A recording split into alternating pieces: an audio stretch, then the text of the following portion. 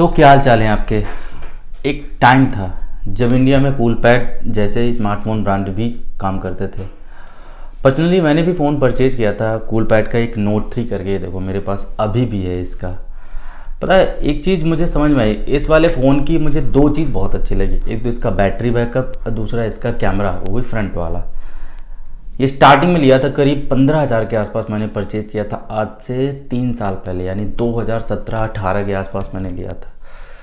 तो उस टाइम पे मेरा फ़ोन खोने के बाद फिर इसे मैंने परचेज़ किया था, बाकी घर में दिया, तो अभी तक ये मेरे पास है।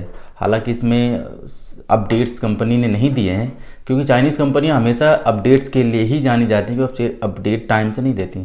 तो अभी तक अपडेट्स इसमें नहीं दिए हैं, तो नॉर्मली अभी चल रहा है। सिक्योरिटी अपडेट 2 साल पुराना है। बाकी हालांकि इसे जनरली प्राइमरी डिवाइस की तरह यूज़ करना मैंने बंद कर दिया है। सेकेंडरी एक सिम कार्ड डाल के बस नॉर्मल नेटवर्क टेस्टिंग के लिए यूज़ करता हूँ। तो अभी इसलिए मैं स्टार्टिंग में कह रहा था कि एक टाइम ज़माना था जब चाइनीज़ कंपनियाँ एंट्री हुई थी, उस टाइम पे कूलपैड भी था।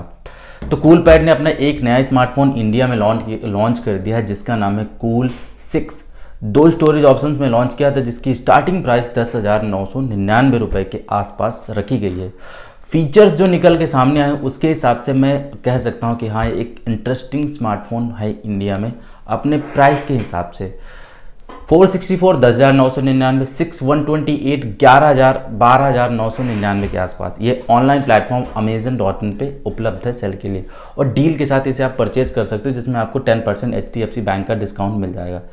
फीचर्स जो इसमें दिए हैं, 6.5 इंच की एक full HD plus LCD display, normal 60 hertz का पैनल है, 21 मेगापिक्सल का इसमें आपको पॉपअप सेल्फी कैमरा।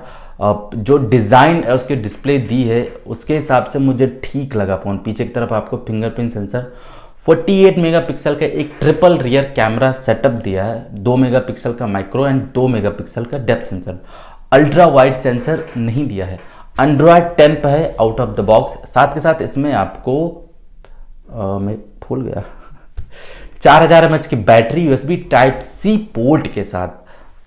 इसमें आपको 10 वॉट का फास्ट चार्जर का सपोर्ट दिया है।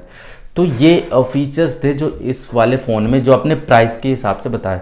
तो ऑन पेपर अगर मैं बात करूं इसके स्पेसिफिकेशंस के बारे के हिसाब से कि यह क्या जस्टिफाई करता है, तो आज अगर करंट में मार्केट सिनेरियो देख लो, जो द अंडर 10K में स्मार्टफोन है, तो उसमें किसी में आपको USB Type-C पोर्ट नहीं दे रहे हैं, किसी में आपको USB-B दे रहे हैं, HD प्लस की डिस्प्ले दे रहे हैं, कुछ ऐसे चीज़ें चल रही हैं। मतलब अब अगर इसमें भी देख लूँ, अगर 48 मेगापिक्सल का ट्रिपल रियर कैमरा सेटअप है, तो अब दिमाग में एक ये सवाल आ जाता है कि एक इसमें अल्ट्रा वाइड सेंसर दे देते। हालांकि मैं ये नहीं कह रहा कि आपको ये से जाके परचेज कर लो, लेकिन अगर नज़र डालो तो ऑन पेपर जो स्पेसिफिकेशंस है मुझे परफेक्ट लगे। कंपनी एक ही चीज़ पे ज़्यादा डाउट है मुझे, क्योंकि ये अपडेट्स नहीं देती है। मेरे पास अभी भी कूलपैड का नोट 3 है, 3 साल पुराना, 2 साल पुराना। इसमें 2016-17 का इसमें सिक्योरिटी पैच था लास्ट, उसके बाद कोई सिक्योरिटी पैच नहीं दिया गया। तो इस चीज़ में अगर मेजर कंसर्न देखूं तो मैं नहीं कह सकता कि हाँ इस वाले फ़ोन को आप लो।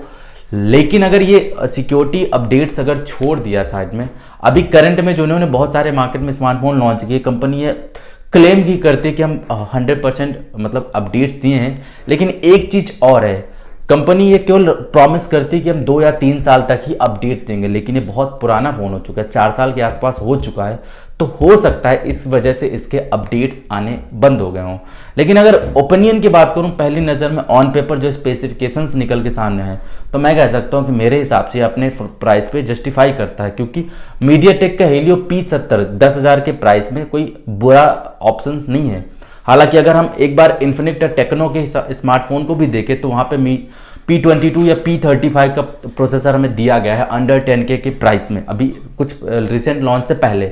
अभी हाल ही में टेक्नो ने लॉन्च किया था जिसमें G85 या G80 वाले प्रोसेसर दिया, लेकिन उससे पहले भी इन्होंने P22 P35 के प्रोसेसर के साथ इंडिया में लॉन्च किए।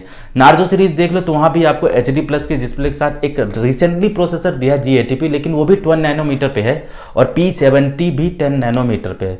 तो अगर ऑन पेपर में स्पेसिफिकेशंस देखो तो मेरे हिसाब से ये इस प्राइस पॉइंट पे एक तगड़ा ऑप्शन है, और एक बार इसे आप जरूर चेकआउट कर सकते हो।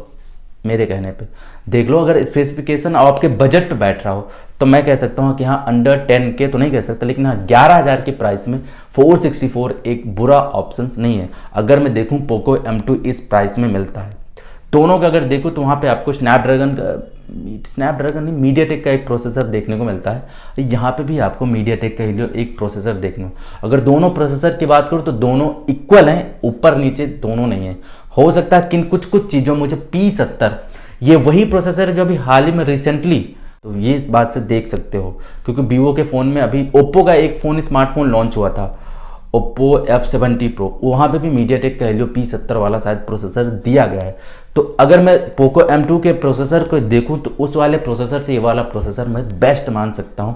और मैं सीरियसली कह रहा हूं कि इसका ना बैटरी बैकअप, बैटरी के जो कहते हैं ना कि बैटरी लाइफ होती है वो, और इसका सेल्फी कैमरा पर्सनली मैं ट्राई कर चुका हूं, मतलब मेरे पास कूलपैड Note 3 है, मुझे आज तक शिकायत नहीं आई है। तो इसलिए मैं कह रहा हूँ कि एक बार आप इसे ज़रूर चेकआउट कर सकते हैं। तो दोस्तों बस इतना सा था इस वाले वीडियो में। होपफुली आपको ये वीडियो पसंद आया हो, थोड़ा बहुत आपको इन्फॉर्मेटिव लगा हो। अगर वीडियो पसंद आए इस वाले वीडियो को लाइक कर दें, शेयर कर दें, बाकी सब्सक्राइब कर लेना इस वाले चैनल को। अगर इस वीडियो से आपको कोई सुझाव हो या कोई सवाल हो तो मैं आपसे नेक्स्ट वाली वीडियो में मिल जाऊंगा, वरना थोड़ा सा वेट तो मैं आपसे इंस्टाग्राम में मिल जाऊंगा वरना थोड़ा सा वेट करो। मिलता हूँ नेक्स्ट वाली वीडियो में, तब तक के लिए take care, bye bye and always keep smiling. Jai Hind.